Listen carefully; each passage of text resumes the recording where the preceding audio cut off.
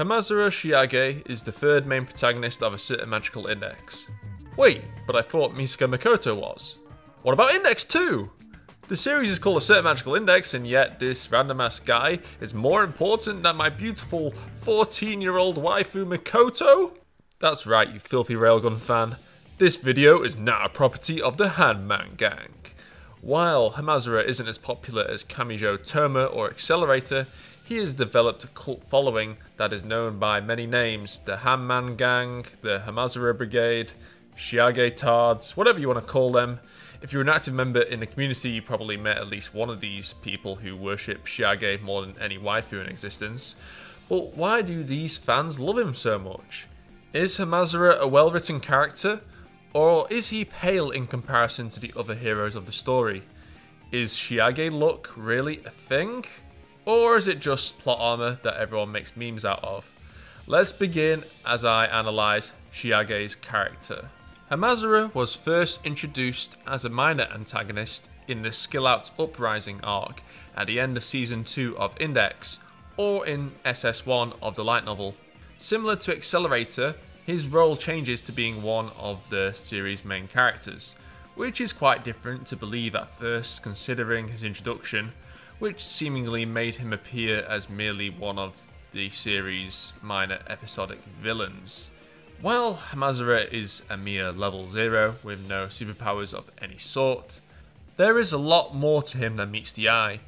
Hamazura is one of the top members of Academy City's largest crime organisation known as Skill Out, along with his friends Kamaba Ritoku and Hanzo Hattori. Skill Out is entirely composed of delinquent level 0s opposed to the hierarchy of Academy City, the way the system benefits higher level espers while neglecting level 0s. After the Academy City invasion arc, Skill Out launches an attack to destroy Academy City's communication networks, so that they can effectively target high rank espers without fear of anti-skill or judgment intervening. Unfortunately, the leader of Skill Out, Kamaba, is killed by Accelerator, meaning Hamazura would take over the organisation. I think people forget that Hamazura was once the leader of the largest dark side group in Academy City, as at times it's kinda easy to forget that he is a very competent level 0, due to his goofy side in comedic scenes, which I will talk about later.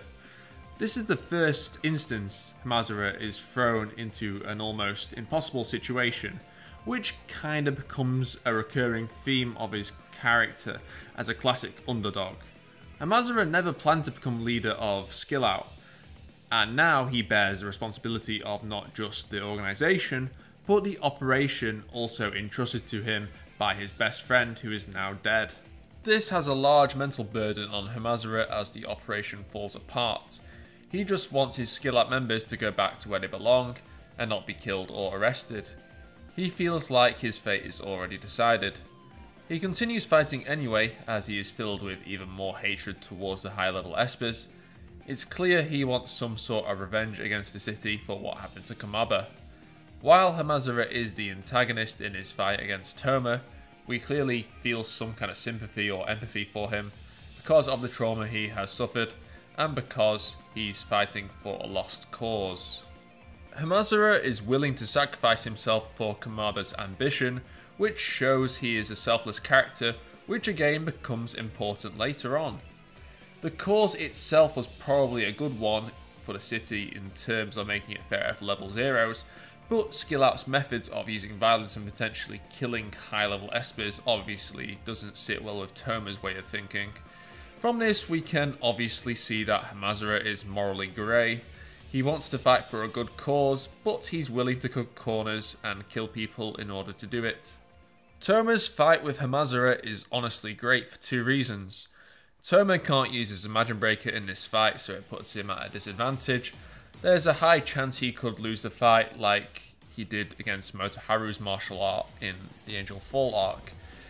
The other reason is the interaction between Toma and Hamazura, and how that acts as character development for Hamazura. Hamazura believes that level 0s are treated like trash in Academy City, so level 0s have to use violence as a means of survival and self-protection. Hamazura assumed Toma was a higher level than him, so Toma couldn't possibly understand what Hamazura went through. However, Hamazura was totally wrong. Toma is a level 0 who knows what it's like to be the underdog on countless occasions, and trying to achieve something on paper he could never do. Hamazura then starts to learn that just because he is level 0 doesn't necessarily mean he has to cause suffering to innocent people, he can help others instead. Hamazura became so obsessed with his vendetta against high-level espers that he forgot the basic principles of what Kamaba stood for: to protect and fight for those around him. After Hamazura is defeated, he begins his new role as a protagonist, now working under Item, having lost his position of power in Skill Out. This is quite a step down for him and puts him in a pretty awkward situation under some very strong espers. Muguno, Kinuhata and Frenda pretty much treat Hamazura like the typical nobody underling. They don't have much respect for him at first. And why would they, especially when they find out he's a massive pervert? Okay, this is the goofy side I mentioned earlier. Hamazura is often the centre of attention in comedic scenes involving bunny girls or something along those lines, and unironically, I don't think this makes his character worse. It actually shows a different side to him as a person rather than being this serious character all the time, and a lot of the scenes genuinely are entertaining and quite funny. Although I do think it's a shame that Hamazura is mistakenly seen as some kind of dumbass due to these scenes. Sure, I wouldn't call him intelligent academically, like Accelerator for example, although Accelerator doesn't even attend school. Well, you get what I mean, he's not a super genius, but Hamazura is a very smart character when making decisions under pressure, and has a lot of knowledge in specific areas such as firearms and operating machines. I think this makes Hamazura more relatable than a super genius type character. He comes from a normal background and has no superpower and has to use his head to solve the problem in front of him. Back to Hamazura's relationships with Item, or more specifically Takitsubu. Takitsubu is notably the only member of Item that treats Hamazura different from the other members. She actually shows a degree of empathy for him, as despite the difference in their levels, Takitsubu being a level 4 and Hamazura being a level 0, they are treated kinda similarly in Item. Takitsubu is basically abused by Muguno for her ability, forcing her to use the dangerous body crystal drug to enhance her aim stalker. She's basically treated like Muguno's tool in the same way that Hamazura is treated as one. Takitsubu of course has more value to Muguno due to her ability, but Hamazura and Takitsubu can still emphasize with each other. Takitsubu kinda feels like she's being forced to engage in dark side activities. She's not like the other members of Item. She's pretty shy, quiet, and doesn't seem like a person who wants to commit crime and harm others. So it's understandable that she gravitates towards Hamazura and treats him more kindly than the other members of Item. Their relationship is so important as well for Hamazura and his character development. He used to really hate high level espers, but during the Battle Royale arc, he begins to warm up to being friends with one. I think he realises that his previous desire for revenge against high level espers was the wrong thing to do.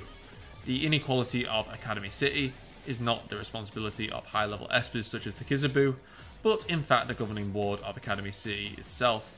This links nicely later on when Hamazura starts fighting against Academy City itself to ensure his survival.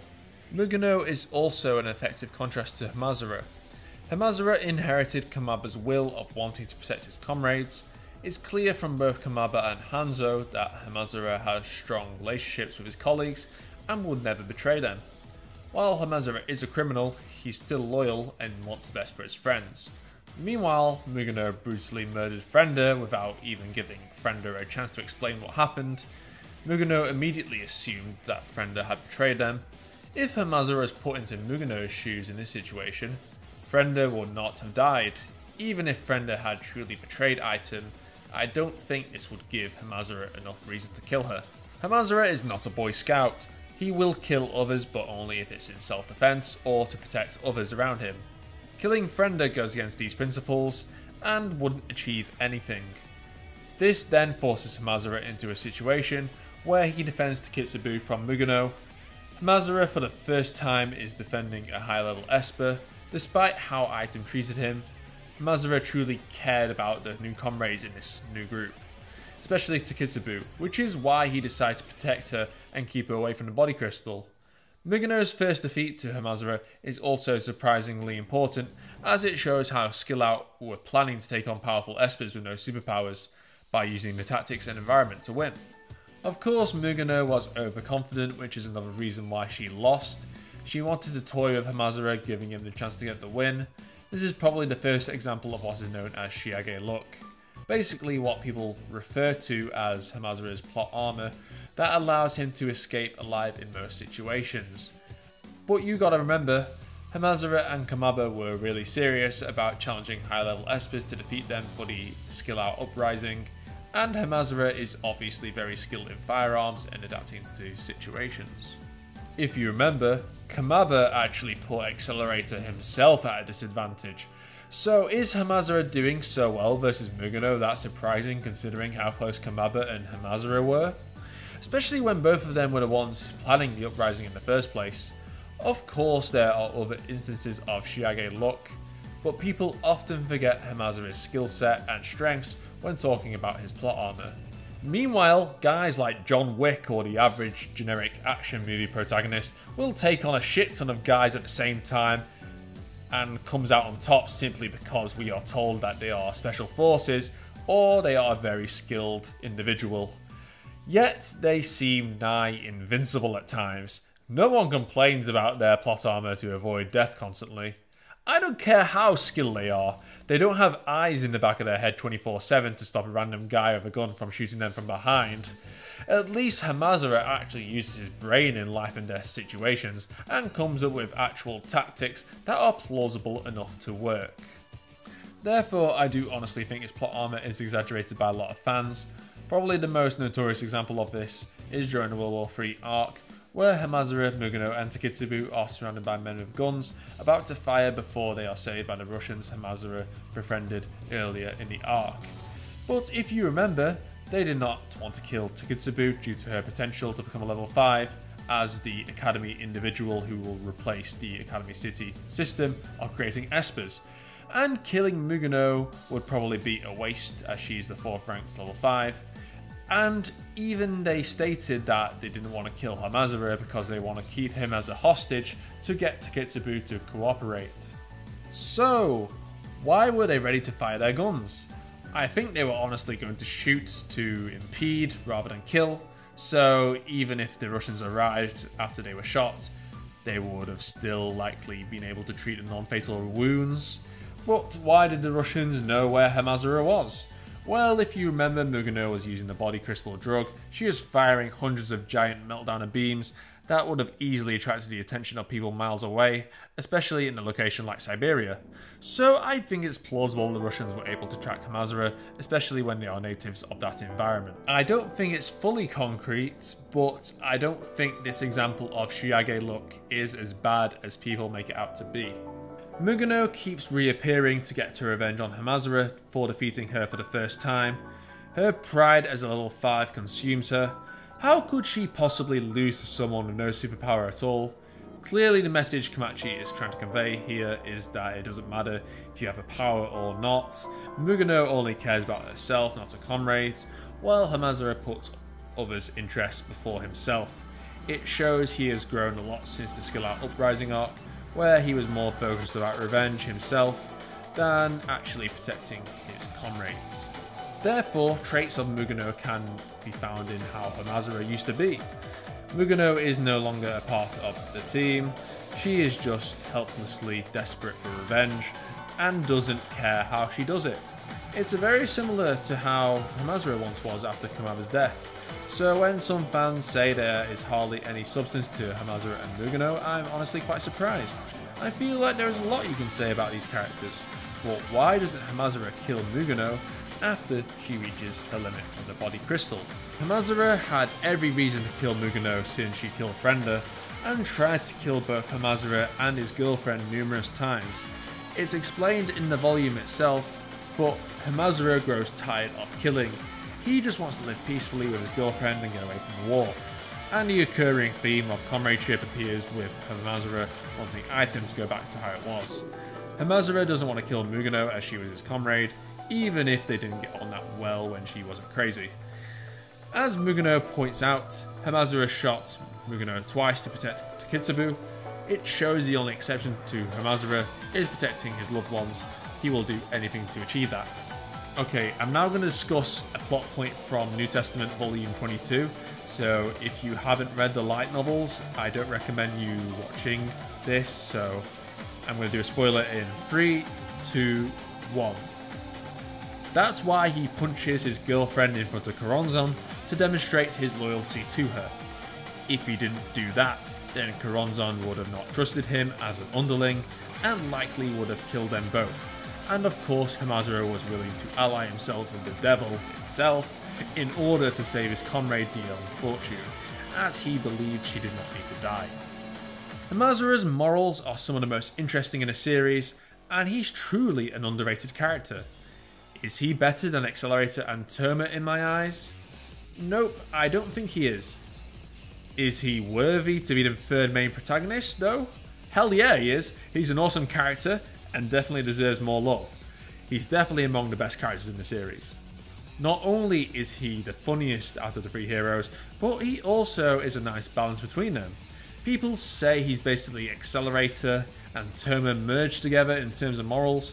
I kinda see what they mean, but unlike Terma though, Hamazura is willing to kill to protect, and isn't obsessed with ideals and is more willing to take shortcuts to survive. And of course the differences between Accelerator and Hamazura are pretty obvious.